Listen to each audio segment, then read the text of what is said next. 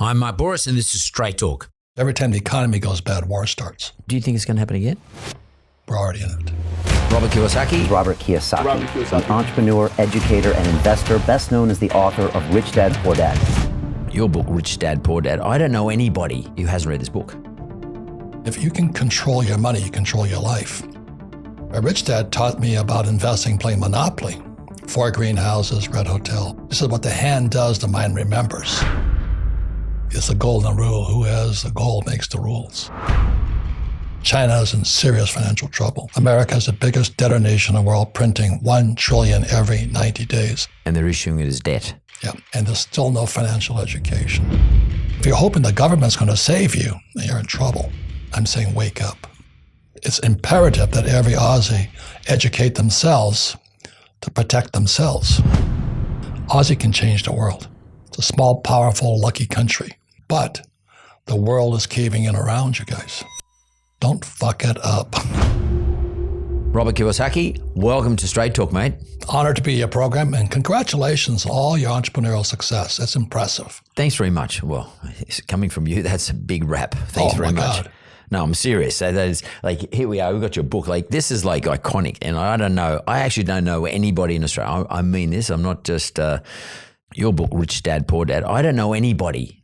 I mean, there's lots of people probably haven't read, but I don't know anybody who hasn't read this book. Honestly, and I'm dying to get you to write in it for me before you go, if you don't mind. Sure. Hopefully, it's not your last one. I hope so. Reorder. Yeah, reorder, please. But I'll tell a quick story. The book was turned down by every publisher in New York. No. They said, when it comes to money, you don't know what you're talking about. So this was 30 years ago. And now it's still #1 in the world. So this book's still #1 in the world, and it was turned down by publishers? Yep. And we're talking, and you said 30 years ago. This book's been around for 30 years? Yeah. Oh my God. 1997 it came out. Wow. Yeah. That's time 27 years, so fast for all of us. Like, it feels like it was maybe 10, 15 years ago, but 30 years ago. Yeah, well, Aussie was I love this country. It is a lucky country, it really is. But they're the most receptive to my ideas. Is that right? Yeah. I forget what hotel I was staying at, but my hotel room, there was boxes not books, boxes of books. And I sat there for hours just autographing them. So the Aussies were really receptive, which gave me a big start. Oh, if you could tell us, as opposed to what we interpret, what do you think is the basic premise or the thesis of why you wrote this book and what the book stands for? Well, as you know, the great battle on the planet Earth is Marxism versus capitalism. And in 1965, I was 17 years old. I went to school in New York. I went to military school. And my economics teacher had us read the Communist Manifesto by Marx. And that was pretty radical, to a school teaching Marxism. But rather than study Keynes and Malthus and all this, he had us read Marx. And I realized most school teachers, like my poor dad, are Marxists. Not bad people, don't get me wrong. It's like a religion, what religion? And as you know, what Marx said was the abolition of private property was the #1 goal. And to this guy, Klaus Schwab, out of Austria, wherever he's at, he says, someday you'll own nothing and you'll be happy. So that's what's going on the planet. And a lot of people subscribe to that. So my poor dad was a Marxist. #2 was that workers of the world unite. My poor dad was head of the labor union, teachers union. Today, the biggest union in America, teachers unions. And that's why we have no financial education in our school. The third thing was that, a graduated income tax was essential for the spread of communism. And as you know, we're taxed to death now. And America was founded as a tax-free nation. In 1773, we had the Boston Tea Party to kick the bloody English out. But what happened in 1773, the British East India flag was transferred to the U.S., and it became the U.S. flag. So if you look at the British East India flag, which ran Australia also, the American flag is the British East India's club flag. Yeah. So the banks traded. You know what I mean? Yeah. The bankers control the world. Like it or not, they control the world. And they still do. Yes, exactly. Because you would know that more than anybody. And when you try to take them on, You might get a little bit of you might get a bit of their territory. You might actually get a bit of their market share. But eventually, over time, they change the rules that we all abide by. But they change the rules against you, and eventually they now control the market again here in Australia. And by the way, the GFC was the greatest opportunity for them to take control back again. They did. And in Australia, COVID recently, or the so-called COVID or pandemic, whatever you want to call it, the flu, it gave, crazily enough, this is so crazy, you wouldn't think this would happen, but somehow our big banks in Australia took a greater control of the Australian lending market than they have had in the last 40 years because of COVID. Because the government gave them a whole lot of money on the premise that we need to give banks money to kickstart Australia again in the construction and lending environments. We live off construction in this country, housing construction, and we'll give it to you at 0.1% for 3 years fixed, 200 billion, and go lend it. And they lended it at 2%, record low rates. And that gave banks market share. They took control of the market again, which is quite interesting. Banks are smarter than everyone gives them credit for. They have smarter people than everyone gives them credit for. Your Rich Dad, Poor Dad, is it an education attempt by you to educate people? Stuff they don't learn at school? My poor dad was head of education for the state of Hawaii. Very smart man, good man, big-hearted. But when I read Communist Manifesto in 1965, I went, he's a Marxist. You know, abolition of private property, hated the rich, liked taxes, labor unions. And that's a free country. You can think what you want. And my rich dad was my best friend's father, capitalist.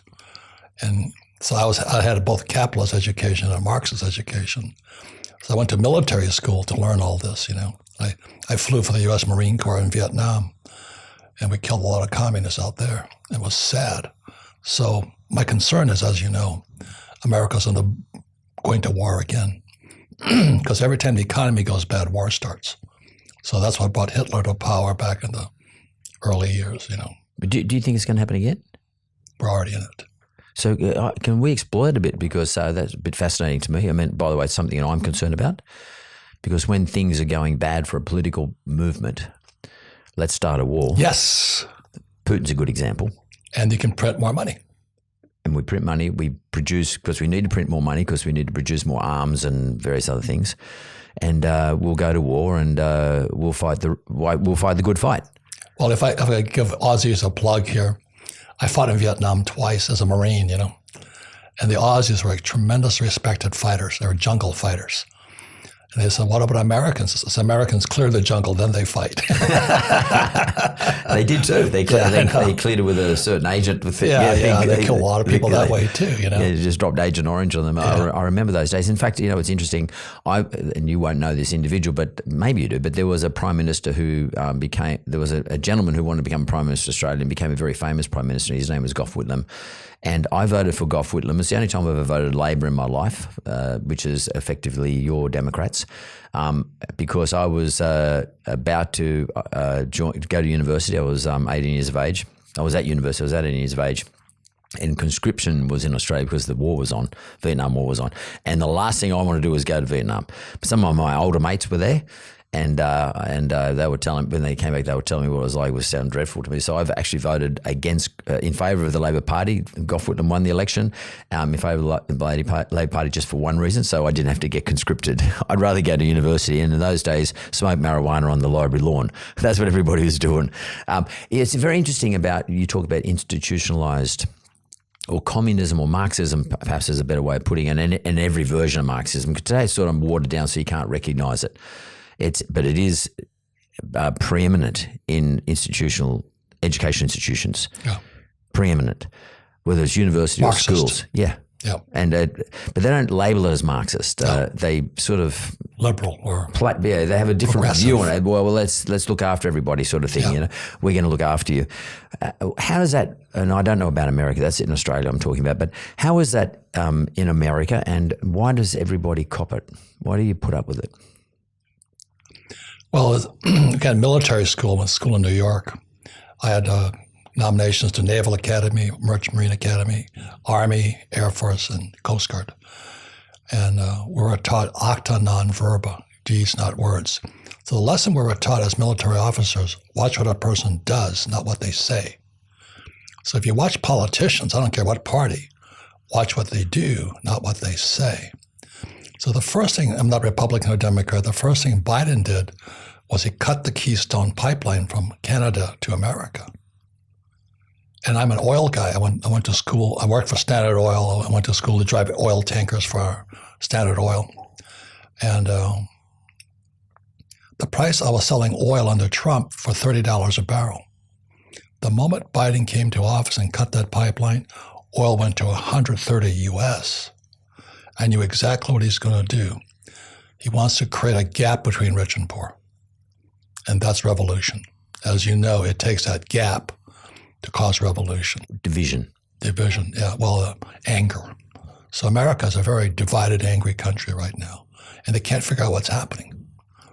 You know, why did Biden cut the pipeline? He didn't have to. The second thing, he just opened our borders and 10 million people streamed across. Now fentanyl is going all across America.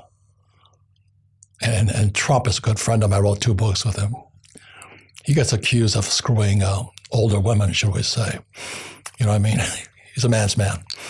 And we all know what he's up to. But Biden's caught sniffing a little girl's hair. I'm going, yeah. Watch what a person does, not what they say.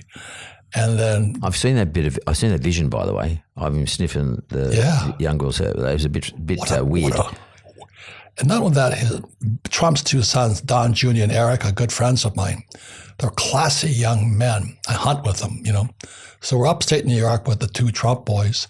We go into this restaurant, and they go in back to talk to the Mexican, the illegals. They all shake hands, they say hello and all that. They're great young men. And this guy, Hunter Biden, oh my God, like father, like son, on drugs, porno, and all this stuff.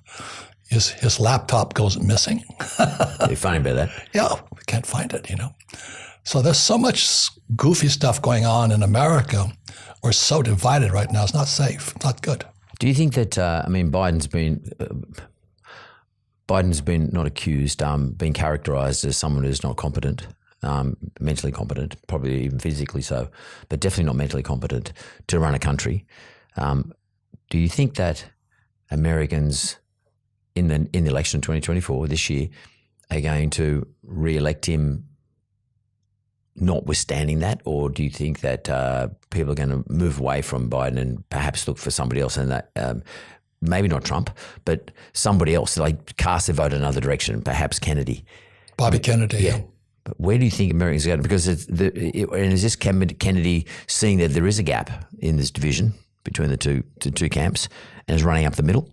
And how big not a threat, but how big a threat is he to both Biden and to Trump? Well, Bobby Kennedy's a good man. Nobody owns him. And he wrote about this COVID thing and all this, and he wrote against Fauci. You know, those guys are criminals. Big Pharma runs the world, so do the banks, as you know. Yeah. So Bobby Kennedy is like his family. You can't buy them. So I like Bobby Kennedy. And it's not Republican or Democrat. I just want somebody to keep their, actions speak louder than words. And so Bobby Kennedy took on Big Pharma, which is good. And how do you think he would go? So because Big Pharma is extraordinarily strong in terms of lobby and can create all sorts of havoc for an individual. Are they going to run him down, start campaigns against him? Have they started something against Kennedy? Like start to attack his character? My concern, as Stalin said years ago, he says, it's not who votes that counts, it's who counts the votes. And so that's why election was stolen, I think it was. But America has a bad habit of taking out the Kennedys with guns. So I'm afraid quite a few of them have gone down with being killed. John and Bobby. So America is they're messing with power. And the banking powers, the cartels. The Federal Reserve Bank is not an American bank. It's a cartel of the richest banks in the world. And you know that running a mortgage company. You don't play their game, they stomp on you. So that's my concern. Money is power, like it or not. Yeah, so what do we do as as a voter, as a small, well, we would all consider ourselves as just one vote out of many millions, and in the case of US, hundreds of millions. What do we do about that? I mean, how do we get fairness and justice, or do we just cop it on the chin? Well, everybody has their own idea how to do this. My idea way back when was educate yourself. So I created the cash flow board game because I learned investing playing Monopoly. And Maria Montessori, she's one of the great educational entrepreneurs. She said, what the hand does, the mind remembers. So in school, I sat there, words went in one ear, out the other, just said nothing. And that was my poor dad, lecture, talk. Whereas my rich dad taught me about investing playing Monopoly. 4 greenhouses, Red Hotel, 4 green. So today I own 10,000 rental units and 3 hotels. I also invest in Bitcoin. I use debt and I use all that. Everything school doesn't teach you. So when I saw your CV, with mortgages and all that, that's essential. But you're messing with fire. You know what I mean? It's a golden rule. Who has the gold makes the rule. Yeah, I know that. I mean, I quite like taking on the establishment. I always have. I have fun with basically like sort of being Robin Hood a little bit. Sneaking out in the middle of the night and taking market share from anybody who's unaware or not paying attention. The problem is the big organizations pay much more attention today. And as opposed to, say, 10, 15 years ago, they're much more aware of people like me and John Simons from Aussie Homelands and those guys who, to some extent, I wonder who the new young people are, because this takes a lot of energy. What I was doing takes a lot of energy. I was in my 40s. I mean, I still got some energy around it, but it's much harder, and you've got to be much more stealthy and much more intelligent about it, and require much more resources than ever in the past, because they got massive resources. These like the depth of their resources, both money-wise, but intellectually, but also data. I mean, their data resources are outrageous, what they know about you. If you're a customer of somebody, a big bank or a big pharma or a big telco, they know everything about your life. Yep. They know what you do, where you go, how much you spend, how often, what on, how many Ubers you arrange, how many times you go to the casino, online casino, gamble, how much money you draw out of the bank because there's no cash. There's no cash in Australia. 85% of transactions in Australia are online. You see your armored car services going out of business because they don't have to collect cash anymore. Yeah, and clubs, like I'm on the board of a lease club, we hardly have any cash, so we don't. And because the armored car service is quite expensive for us, so we just deal with our own cash. So and there's not much anyway. So and as this cash disappears, our behaviours become much more available for others to collect data on. Where do you see us going with all this stuff, Robert? Like I feel like it's closing in on all of us, and we can't stop it. I mean, Marxism is not only about making sure that no one owns anything, but in fact, we don't even own our own dignity at some stage. Correct. We will lose all our privacy. Correct. That's part of the process. Is there one person sitting? Not one person, but is there a group of people sit there planning all this sort of stuff? Because I can't understand why no one's ever talked about them. Who are they? Who's the people who are getting rid of the cash out of the system? Is there one person, or is it a group of people? Or is there some sort of cult? How does this operate? Well, I think it was inevitable it was going to happen, that money would go crypto. So that's why the reason I have, I think I have 70 Bitcoin. I don't know how many I got. But crypto is good. I'm talking about when banks won't let you deal in cash. No, that's what I'm saying is we should go crypto. I'm getting off the banking system. Yep. So I own a lot of gold and silver, things like that. So I don't want anything they can print. So I own stocks, but at my company, I took them public. And my goal was to take companies public on New York, NASDAQ, and Toronto Stock Exchange. So I got New York, I got Toronto Stock Exchange. This summer I go public on NASDAQ.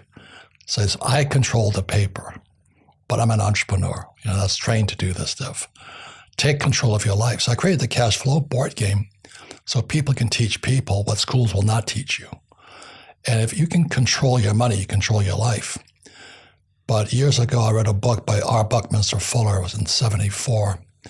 The book was called Grunch of Giants. GRUNT stands for Gross Universal Cash Ice.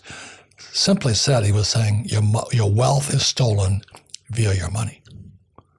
So the harder you work for money, more tax you pay, inflation, you put it in the bank, inflation steals it. And fees. Yeah, fees, all that. I'm not against it. I'm saying wake up. Yeah, so what would you advise? So let's say someone's under 30. I guess it doesn't matter what age you are, but someone's under 30 and they're getting nervous. They're all saying, should I buy Bitcoin today? I mean, Bitcoin's at record highs at the moment again. Should I buy these cryptocurrencies? Should I start to step into these environments? When should they invest in these environments?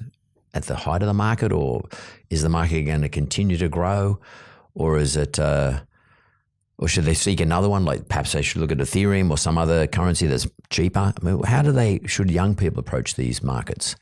Well, it's very simple. You've got to choose your education.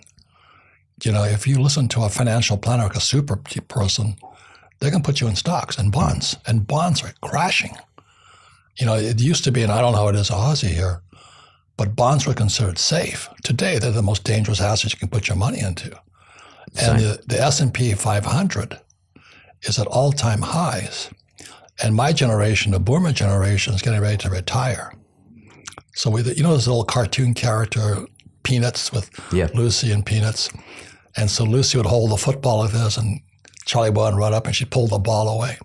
I think they're going to do that to the boomers. I wrote a book called Who Stole My Pension? And written by a forensic economist, because they're going to steal our pensions. They're already stealing it.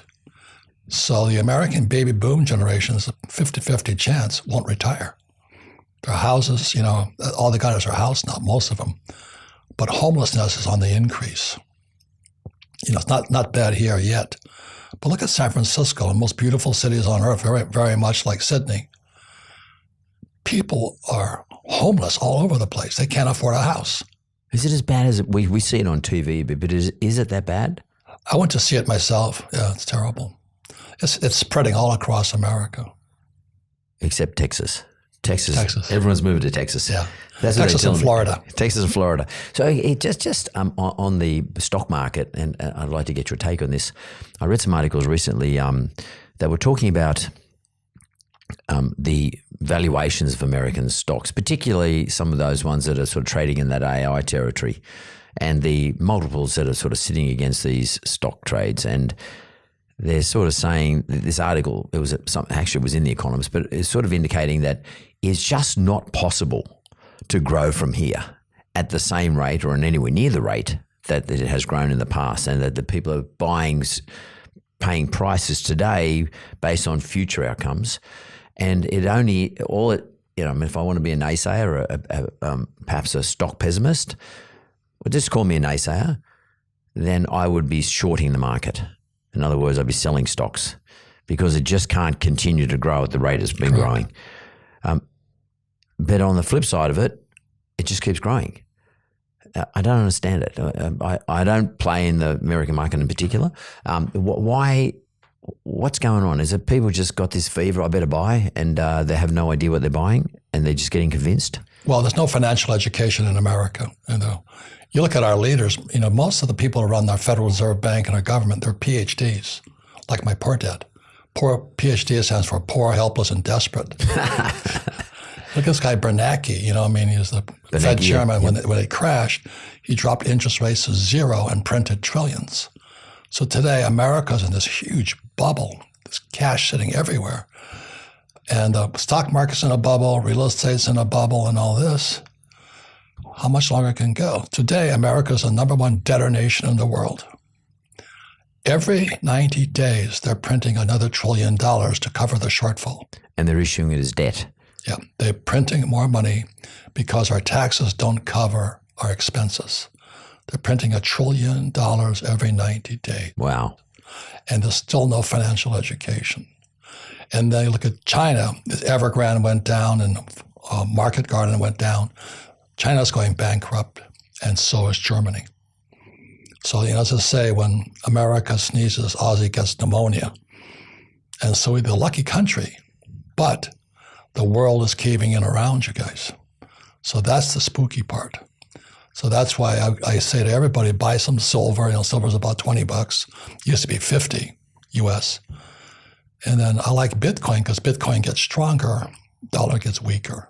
This is a correlation. Yeah. So I own I think 60 Bitcoin or something, not much, but I was buying it at 6,000. Wow. And you're sitting on a nice profit now. Yeah. Well, it's better that than losing it, No, but given that you're sitting on a profit, I mean, would you consider cashing it in and your profit, taking your profit off the table now? Well, you're a banker. I borrow against assets. Can you borrow against your Bitcoin? Of course I can. Yeah. That's not something that has taken on here in Australia at this stage, but it is to come. That you should be able to borrow against your Bitcoin because it is an asset. Yeah. I mean, there might be an issue around what the leverage is, but it doesn't matter because of the volatility of the pricing. But you should be able to borrow against your Bitcoin. Bitcoin here hasn't really taken off as a with merchants. How prevalent is merchants in making Bitcoin available or any of the cryptos available in terms of transactions? Well, Bitcoin is people's money. I say gold and silver are God's money, because God put it here. But Bitcoin is people's money. It's a blockchain technology. And blockchain technology is basically a ledger, a financial statement. And that's why I think Aussie will probably come up with his own central bank, digital. Yeah. And I'm afraid I don't have any proof of this, but they'll use central bank money to surveil you. That's what China does. So they know what you're spending your money on. If you're buying too many drugs, they'll come after you. You're doing this. So they're going to use our money as a surveillance tool. I'm afraid of that. So that's why I own tons of silver coins. So if push comes to a shove, I'll come pay you in silver. But actual physical silver coins, yeah. Like the old days when people used to buy Krugerrands. Correct. The old gold Krugerrands. I'll tell you a story. I was a pilot in Vietnam. And then it was in 72, and Nixon took the dollar off the gold standard. So my rich dad said, watch out, the world's going to change. So I said, how's it going to change? So I flew behind enemy lines. Marines are not the brightest guys on earth. I flew behind enemy lines to a gold. I was reading the map of Vietnam. There's a pick and shovel, AU, gold, like Aussie, gold, I said, well, let's go buy some gold. He said, yeah, but it's enemy lines. He says, we'll be in and out very quick. So my co-pilot and I, we're not smart guys. We walk up to the gold window. We're in a village. People are staring, what the hell are these guys doing here? Don't they know? We disarmed, no weapons, walked in. So we come as capitalists, not Marines, I'm talking to this little Vietnamese woman with red teeth. And I think gold was, let's say, $50. I tried to give her 30 for it. And she looked at me and went, spot. I went, what? I said, 30. Spot. I didn't know what spot meant. I said, I got a spot on my shirt or something. And she was talking about gold is the same price throughout the world. That little Vietnamese woman, I don't think she went to Harvard. And then she was none of these available. Yeah. And she was telling me, she was teaching me the best lessons of all. So we came home empty-handed. And I flew then to Hong Kong. And I bought my first gold. It was a Krugerrand. $50 I paid for it. I still have that Krugerrand today. Oh, wow. And it's now worth $2,200. So the Krugerrand didn't change in size, but the dollar came down, It's funny. This is not an old discussion. This is not a new discussion, I should say. This is an old discussion because if we go back to the 1890s when the US suffered just prior to that and in early part of the 1890s, the world has suffered a depression, but the US suffered the biggest depression that they had. It was the biggest depression in the United States, greater than the 1930s. And a bloke called Frank Boehm wrote a book, and it was called The Wizard of Oz. And that's a very good description. Yes, and the Oz, of course, was about an ounce of gold. And the big argument, because there was an election on, the big argument at the time was, should we have the silver standard or the gold standard? And of course, Dorothy had silver shoes originally. They only got made for had a Technicolor when they made the movie, but original shoes were silver, and it was her silver shoes bouncing on the gold road, the yellow brick road, the gold standard. And of course, the Emerald City was the paperback. And the big argument around then was, what should it be? And should we have this paper money? Is it useless? This is what government prints and makes, and is it just promissory notes made by government? Like, we promise to pay or honour. And the big argument was, stuff all that. We should go back to silver coins and gold coins, because people who worked on the railways got paid silver dollars. And unfortunately, the silver price went down. That was a big issue. But that argument, this discussion that we're now having, is not a new discussion. It's an old discussion. And everybody gets nervous today. Oh, this is a conspiracy theory. No, this is real. This has happened before. And it's not a new thing. And we're all been getting stitched up by governments and narratives coming from various media outlets, etc., about which way they want us to go. And as I said earlier, this is in the end, governments always win. Unfortunately, they always win. So all we can do as individuals is set ourselves up so we don't get ripped off. And I think part of your thesis there, therefore, is educate yourself. Yes. And because school's not going to teach you this. Yeah, no one's going to tell you this. So as part of your visit to Australia, by the way, someone told me, sadly, this is your last visit to Australia? Well, I'm an old man, so there's like a long trip. Robert. Yeah. Nah. Yeah. I'm sure you'll come back. But in this visit, is your let's call it roadshow, are you espousing this very thesis? Again, I created the cash flow board game because I learned everything playing Monopoly. Yep. And Maria Montessori, a great educational entrepreneur, says, what the hand does, the mind remembers. So by playing the cash flow board game, you actually fill out a financial statement. And your financial statement is what your banker wants to see. Your banker doesn't care what your report card says. So I can borrow a lot of money because I have strong financials, as you know. If I have bad financials, you give me a credit card. Yeah, and I'll charge more. Yeah, it's a person got to take care of their this is your greatest asset, your greatest liability. And so I'm out here to encourage, because Aussie has been I've been coming here since 72. Wow. I came out here to play rugby union, Lost every game, but I loved it here. And it's a great country. It is a lucky country. And so today I was speaking at Randwick, and I was saying, get a board game, teach yourself, play it 10 times, and teach 10 people. Aussie can change the world. It's a small, powerful, lucky country. Or you can wait for school to teach you something. The cash flow board game is called the cash flow board game. That's what it's called. Because that's the two most important words in business. Cash flow is totally is. Assets are which way is it flowing, in or out? Right? You want it flowing in. You want more coming in than going out. That's for sure. Yeah. And it's about net cash flow. But so the cash flow board game, it's a game that you invented. Yeah. It's your game. Yeah. Okay, that's cool. Can I just tap into your intellect around the 2024 election?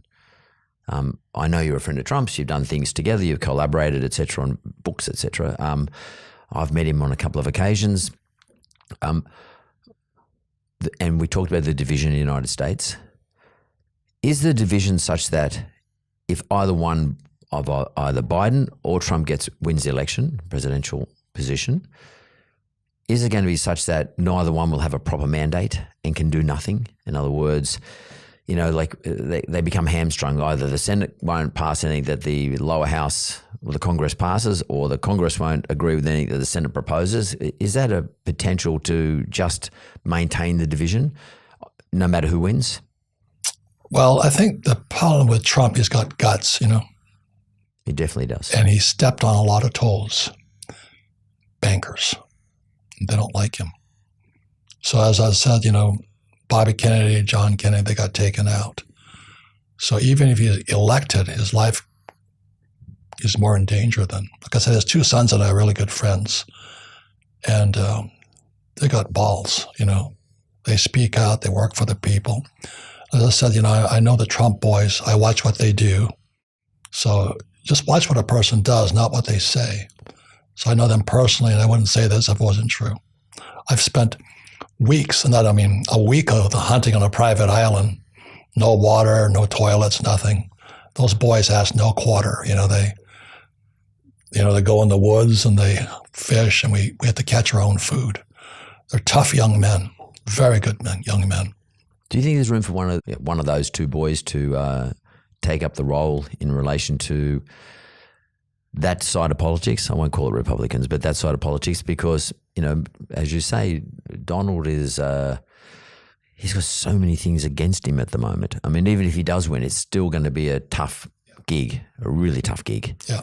And they're not going to stop coming after him. Correct. It's already started. It's one of those things you sort of can't stop unless he pardons himself on everything. Do you think one of those two boys might take up the baton? Well, politics is a dirty game. I wouldn't wish it on anybody. Yeah. I just give them credit for being the spotlight, the limelight. I talk to them occasionally. I run into the boys, and I just give them credit. They got guts. It's hard to stand up to the banking system, as you know. But Robert, I often look at Donald Trump and I think to myself, I don't know how many charges and how many cases he's got against him, but there's a lot. And then they've got this one where they're trying to take $500 million off him in cash, like as a surety against his appeal. Yeah. How does he keep going? I don't know him well enough to answer that question, so I thought maybe I'd get some insights, because I don't know. I just don't know where he gets the guts to keep doing what he does. Why is he so driven? What is it? Is it because he's so driven to save America? Is that what it is? I've written 2 books with the guy. I spent about total about 8 weeks working with him and his company, the Trump Organization. Really good people. But when they weaponize the FBI and the court system against the man, that's fascism. They take our court system and go after him. That's fascism. So America's in serious, serious trouble. And that's my concern. Is his game to try and change that, though? Well, that's why he got taken out, He says, I'm going to drain the swamp. He's talking about the central banks, swamp. They're all in cahoots. But I feel as though, just the sense I get is that Trump's on his own. I got a feeling Biden's not doing much at all, but there's a massive machine sitting behind him, well organised, politically, etc. And I just have this feeling that Trump's sort of there by himself, and he's sort of carrying the whole burden on his own shoulders. I just don't feel as though he has, I don't know if it's true or not, but it doesn't seem like he's got the same machine sitting behind him, other than those people who want to vote for him. Right. But I mean the machine between him and those people. It doesn't feel as though that's the same as the Democrats have. And that machine looks like it's going to run him down. The Democrats' machine the liberal machine looks like it's going to run him out of town. Right. That's the gut feeling I have sitting here in Australia. Yeah, and I would say you're accurate. So what is there? What hope is there for the US? Well, I always say, put yourself on your own gold standard or silver standard, educate yourself. We're going in for a rough ride. Let me say it again. China is in serious financial trouble. America is the biggest debtor nation in the world, printing $1 trillion every 90 days. Germany's in bankruptcy. So Aussie is the lucky country. So you're sheltered a bit. But as you know, China is your largest trading partner. And so it's imperative that every Aussie educate themselves to protect themselves. But if you're hoping the government's going to save you, then you're in trouble. It's funny. I had it in 2016. I sat opposite Trump and I interviewed him. And this is before any presidential aspirations. I think it was 16, might have been 15, whatever. Yeah. And he said to me, one of the things he's concerned about is Australia's trading relationship with China. Yeah. And he said to me, and I at the time naively said, well, yeah, but they're our biggest trading partner. We shouldn't upset them, sort of thing. He said, let me tell you something. He said, yeah, they'll take all your iron ore and everything else that you're selling, coal, et cetera, that you're selling to them. He said, but ultimately you'll end up owing them something. Yep. Owing them something. He said, like we are in the United States, you've got to do something about that. That's what you've got to do something about. And it's interesting, your words to me just then, because the biggest owner of the debt in the United States, it gets issued on all these months, as you're talking about. Bonds. Is China. Yep. They and hold Japan. and Japan. They hold the greatest amount of debt, Yeah. which America owes. Yeah. It's funny when you say that to me. I just have a memory of what Trump told me, and I thought to myself at the time, what he said was quite out there. Today, I would say it's quite courageous, but sort of accurate. And what you're saying is effectively endorsing what he said back in 2016. Now it's all come to roost now. Yep. It's 8 years later, it's all come to roost. Yep. We now have this problem. Yep. And China's falling apart too, Yep. economically as well. Yep. So it sounds like we could be globally in for some other crisis. Correct. What it's called, I don't know. It won't be a GFC, it won't be a financial, or maybe a financial crisis, who knows? Because the value of their paper, the Chinese paper that it holds in relation to American debt, Correct. is not worth anywhere near what it was issued at. Correct. And China needs as much as they can possibly get Yeah. because they've got a bit of a few problems internally themselves. Are you sort of not predicting, but sort of suggesting there could be a crisis on its way? There is one we're in it right now. We're in it now. Well, Xi, he says his mandate is going to take Taiwan back. So create a war, solve the problem. Yeah. He says before, that's like Trump saying, I'm going to take Taiwan back.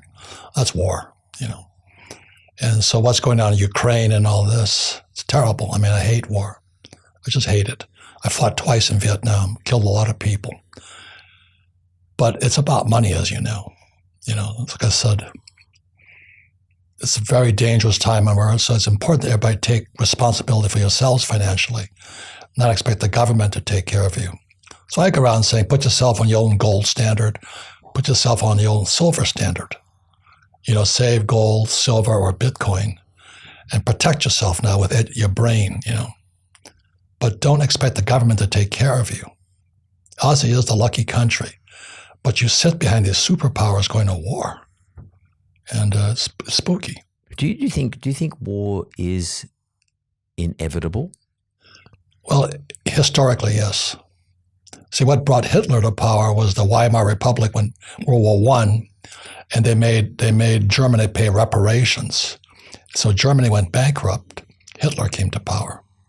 So every time there's chaos, a dictator comes to power. So that was fascist, that was Mussolini and Hitler. So these are not normal times. But I don't know. I mean, I would just prepare. Yeah, I mean, what you're saying, economically prepare. You're not sort of suggesting be doomsdayer and go and hunker down and build a vault underneath your house and fill it up with cans of baked beans and water, etc. Just watch historically. I mean, you're in the banking business. 2019, the repo market collapsed. That's where the banks go to borrow money. It collapsed, and then suddenly COVID appeared. I went, oh, is this an accident? That's interesting. I never thought about that. Interesting, because you watch the stuff. Is there a coincidence? So just I might explain to our audience what the repo market means in terms of Australia, at least. It means if I'm a bank and I've got mortgage assets, I normally can go and if I got I'm lending, if I got a pool of mortgages which are my assets, and I've got liabilities where I've borrowed money from depositors on the other side if I'm a bank. Repo means that I can go to the government will buy my mortgages off me for the face value of the mortgage. So if I lend Robert $100,000 and there's 10,000 of Roberts in my pool and I need some cash to lend more money to more Roberts, but I'm running out of cash because I'm a bank and because I'm not receiving the deposits, then I can go to the government and the government runs a repo program where they will take my mortgages off me. In your case, they put him in Fannie Mae, Freddie Mac. In the US, in Australia, we don't have that system, but they'll still buy them off us and they'll give us cash for it as the bank, and then we'll go lend some more money. And the repo market, you're saying, in 2019, prior to COVID, went down. Collapsed. Well, it didn't collapse, but yes, went down. It wasn't as much liquidity in the system, to liquidity being money available for the banking system. Correct. Because what you just said to me is really interesting, because when COVID hit in our country, March, within 4 months, our central bank here cut a check of $190 billion to our banking system. They said, banks, not non-banks like me, but to banks. Here's $190 billion. We'll give you to 0.1%.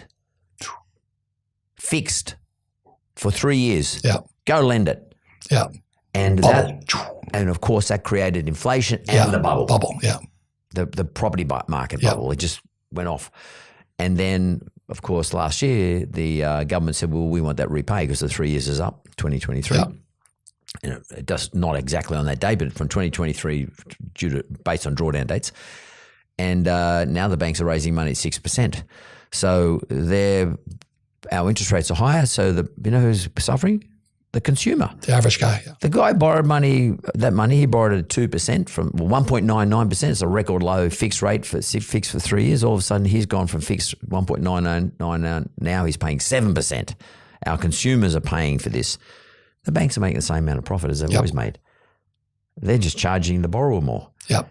And the way forward was, our central bank said, well, inflation's really high. It's really bad. We don't like high inflation.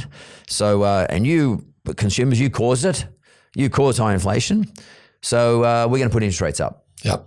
And the bank said, we're not responsible. The Reserve Bank, the central banks put the interest rate. We just put the interest rate up as they go along. And now the consumer's bearing the risk of this. You know, it's really interesting. I remember Milton Friedman.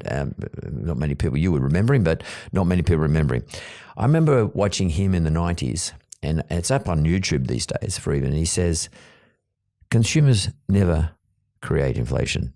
Governments do. Correct. They print money. They print money. And they make it available for the liquidity for the of rich. System. Yeah. And the only people who make money out of that is the rich people at the end of the day. And then if you get in trouble, they bail out the rich. Yeah. And the Aussie bloke gets penalized. Well, the rich people bail themselves out by influencing the government to do the bailout. So that is the premise of your book, though. Yes. I think what you're sort of saying is be like the rich guys. Yeah. Think like my rich dad, not my poor dad. Yeah, think like the rich guy, the rich dad. Yeah. Like learn from the rich dad. And I think what you're sort of saying here, and it's quite compelling, but you're saying there's no point fighting against the machine. I mean, you can storm the White House or whatever you want to do, but that's not going to do anything at the end of the day. The system will close you down. Yeah. Just like it might close Donald Trump down or make it really difficult for him. I mean, God bless the guy. Like, he's so tough. I mean, I wouldn't be able to handle that. I would have gone, I'm out. I would have hung my gloves up. Yeah. But you can fight against the machine if you want to, and you can argue against it, and you can put up posts on Instagram and talk about the conspiracy, and you know. But at the end of the day, forget about it. Just think like the other mob. You sort of join them. Be quite thoughtful. Educate yourself. Educate yourself. Right. And probably, would you say, act upon it as well? Yes. Where do people get the courage to, once they educate themselves, to actually go out and do the things that you're talking about? Well, it's easier to do something for other people, like create the cash flow board game. Yep. Learn it, play it 10 times, and then teach other people. Give and you shall receive. When you do it for other people, stuff comes in. But if you're just taking for yourself, who cares? You're greedy. And that's a big, big difference there. Aussie's the lucky country. Don't fuck it up. You know what I mean? Totally. Well, that's what Trump said to me. Yeah, don't fuck it up. Yeah. I thought he's been a bit extreme in 2016, but it's actually come to be true now. And then if you think about, COVID, Fauci, the whole COVID thing, in Australia, I don't know if our Australian legislators and government were covertly involved in what was going on. I think we probably followed what was going on in the United States. It's big pharma, big pharmaceutical companies. They influence the program. Of course. It's bankers, pharmaceutical, those guys. Are you guys having an inquiry in America, as we are here in Australia, about the vaccines, the effects of the vaccines? Yeah. You are getting, and it's because some of the findings are here terrible. Horrendous. Yeah. But it's not getting any airtime. I don't understand it. There's no airtime. No one's talking about it. I mean, we might see it on Sky News on Rupert Murdoch's channel here, but we don't see it anywhere else. No. Why do you think that is? Well, pharma, big business. I remember I had to travel. I had to get a vaccine. I refused to. So I just found a doctor. I paid him $500. He put the vaccine in his thing and said, thank you, bye. And you got the certificate. Got the certificate. I'm not that stupid, you know what I mean? I'll cheat, but I don't. It's my body they're putting stuff into. Just as schools put ideas in your head. One more thing is when we talk about the repo market, it's very simple.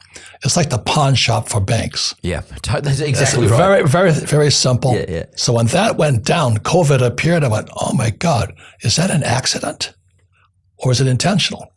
And I don't know. I don't have an answer to that, but there's too many coincidences. And so that's why I wrote Rich Dad, Poor Dad in 97. The Cash Flow board game came out in 96. And if we don't educate ourselves, then shame on us.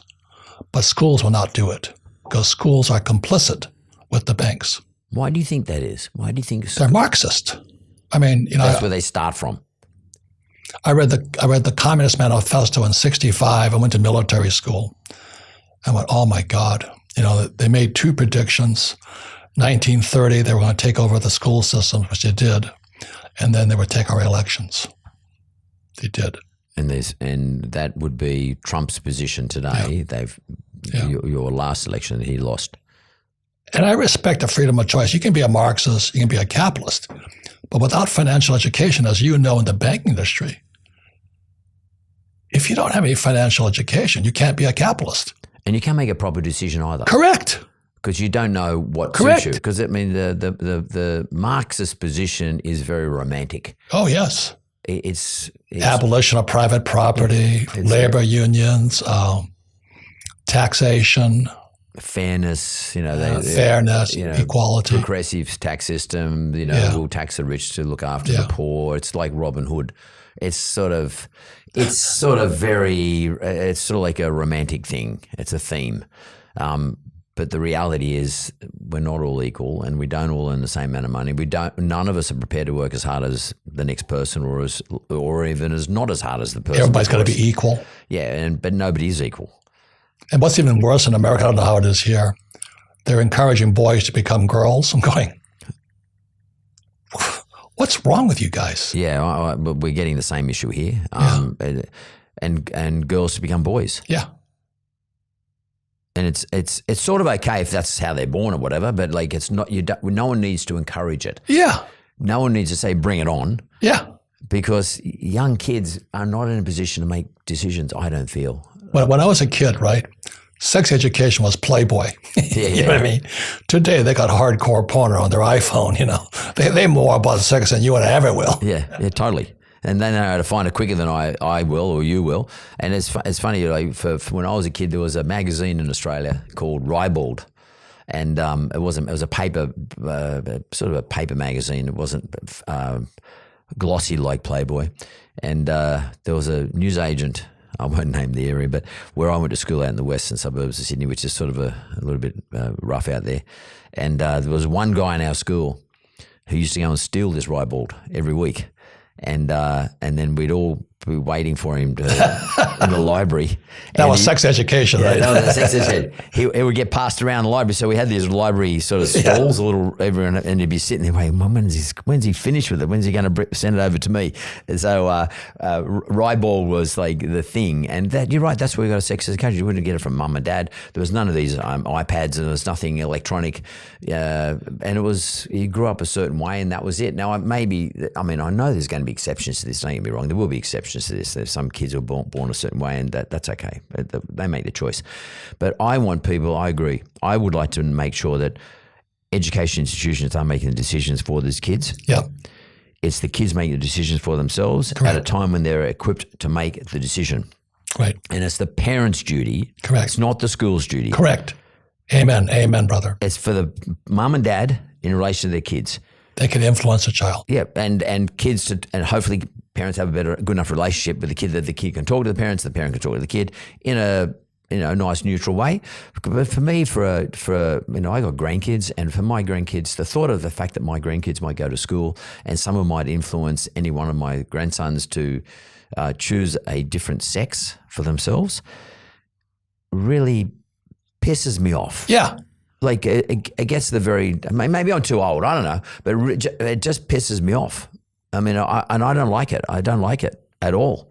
And sometimes I guess this happened in Murray, but sometimes I feel helpless about this stuff because they're there every day, all day with them. And my only way to influence this is to somehow combat that. And I don't know how the hell you combat that other than send them to a different school where I know the ethics of the school is different to the ethics of the school they might be at now. Yeah. And I'm lucky I've only got one of my grandkids at school at the moment. The others are too little. But it's all of a sudden in Australia, at least in New South Wales, private Catholic schools have popped up everywhere and have huge demand. They're not expensive schools, but a huge demand for kids to be enrolled, even if they're not Catholic. They could be Muslim, Jewish, doesn't matter. Yeah. Because parents are seeing this as a better way to keep them from being influenced from the government-style schools. Correct. And that's a bother to me. We live in this system. I mean, is this something going on in America? The school system is enemy now. Yeah. I hate to say that, but I'm going, that was my poor dad. They're good people. Yeah. Do you know what I mean? But they got too far the other side. Yeah, you're right. They're genuine. They're genuine about what they believe in. Right. But the system is institutionalizing the kids to go into it. And that's the part I don't like. And we sort of don't have a choice. If you're a kid whose parents got no money, you can't afford to send your kid to a private school. Correct. You're going to put him into the system. Correct. Or her into the system. You got it. And then your kid will turn out as a factor of the product of the system. Correct. And that's sort of unfair for the kid. Correct. But that's why in 1996 I created the board game so parents could teach their kids at home. So the cash flow board game is for kids as well? There's kids and adults. Yeah. And is it all it teaches is a financial statement. Income, expense, asset, liability, statement of cash flow. That's your report card when you grow up, not your grade point average. It's funny, when I went into business with Kerry Packer, and he's quite a well-known Australian guy many years ago when I had the Wizard business, Kerry used to say, I want you to bring in the financial accounts of the business. We're 50-50 in this business. He said, bring the accounts every month and I want to go through them. So the first time I went there and we had, accounts, EBITDA and all that, he said, son, I'm not interested in all that shit. Yeah. He said, I want you to tell me, don't even show it to me. I want you to tell me how much money came in this month. Yeah. How much money went out. How much we got in the bank. Yeah. Do we owe money to anyone? And are we? And is anyone owed money to us? Yeah. And how long have they owed us the money? Right. So a debtor's ledger, aged, 60-90, 30-60-90. Creditors ledger, who do we owe money to? Because he didn't want me to dud him. And then how much money came in and out? He said, pretty simple. Yeah. I don't care about all that other stuff. Yeah. Don't give me all that fancy crap. Yeah. EBITDAs and multiples and blah, blah.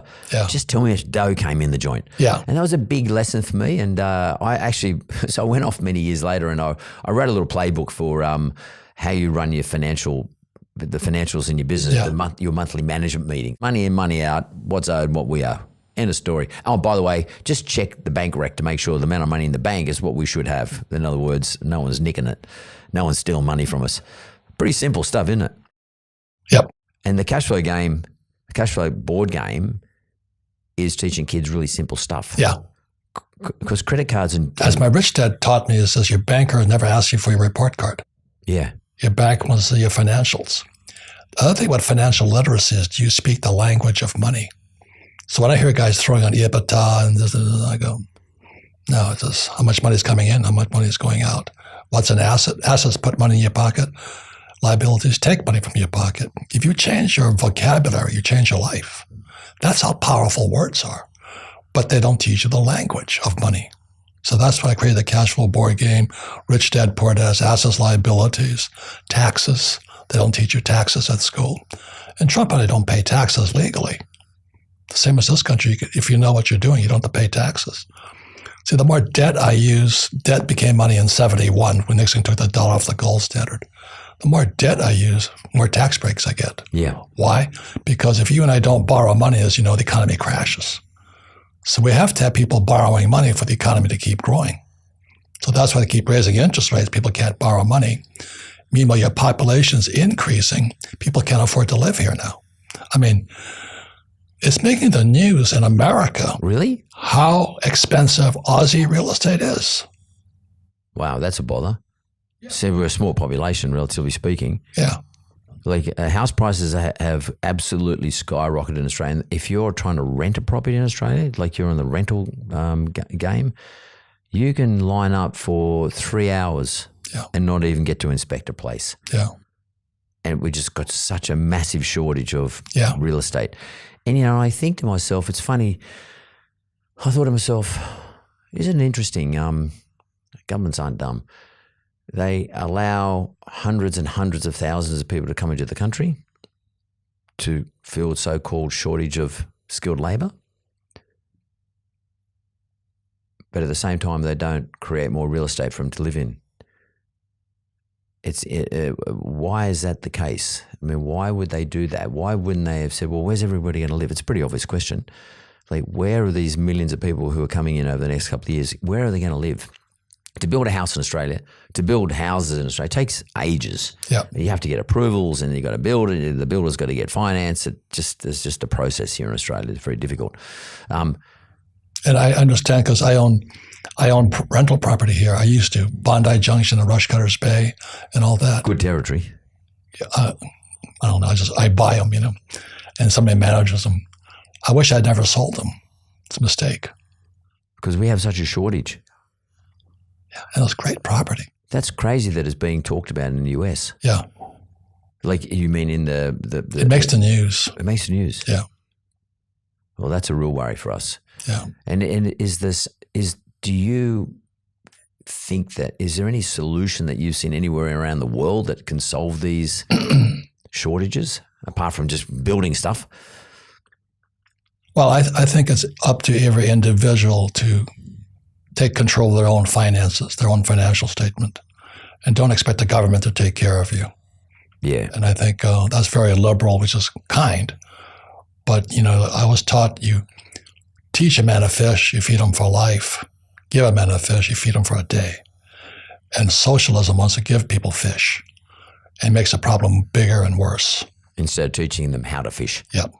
That's very interesting. So that's what the cash flow board game was all that. How do you manage a financial statement? Your financial statement is your report card when you leave school. So basically, I think that the lesson I'm getting out of this whole discussion with the legend Robert Kiyosaki is this. If you're a parent or a grandparent, in my case, get this cash flow board game Teacher. And start getting it into their heads early. Yeah.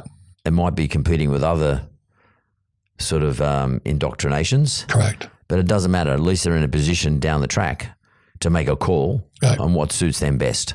Yeah. I always remember what Maria Montessori said. Montessori school is a great system. We got a few of them out here. Yeah. What the hand does, the mind remembers.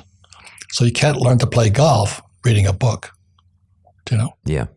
So the more you play the game 10 times and you teach 10 people, your brain will change. That's very interesting because I'm like that when it comes to memory, unless I write things down. Can't remember. I don't remember anything. Yeah. I have to write stuff down. And by the way, these things don't work in that environment because you read them, you've got nowhere to write anything. I mean, unless you've got a piece of paper on the side and you're writing notes. What the hand does, mind remembers. Yeah, it's interesting. Like my father used to always say, kids don't do what they're told, they do what they see. Yeah. Watch your dad. Right. What's dad doing? Not what he's telling you to do. What's he actually doing physically? What's dad up to? And I think that's always been a very powerful thing to me. And some of the greatest lessons I got out of life in relation to what my father and my mother did for me is what I saw them do. And it took me 30, 40 years to work that out, but it's what I saw them do. It's not what I heard them tell me to do. In fact, they didn't tell me much to do. And people often say to me, "Oh, who taught you?" I just watched my parents work hard, invest well. Pay taxes. Yeah, I don't like that part, but yeah, pay taxes, work hard, invest well. My parents were big into investment and entrepreneurialism and take risks. They're your teachers. Take good risks. Yeah. Know what your risk is, understand the marketplace, but take risks. Yeah. Well, Robert Kiyosaki, I actually really do hope that you do come back to Australia. Well, thank you. And I hope that we can share a coffee or something like that, or a conversation another time down the track. Thanks very much for your forthrightness.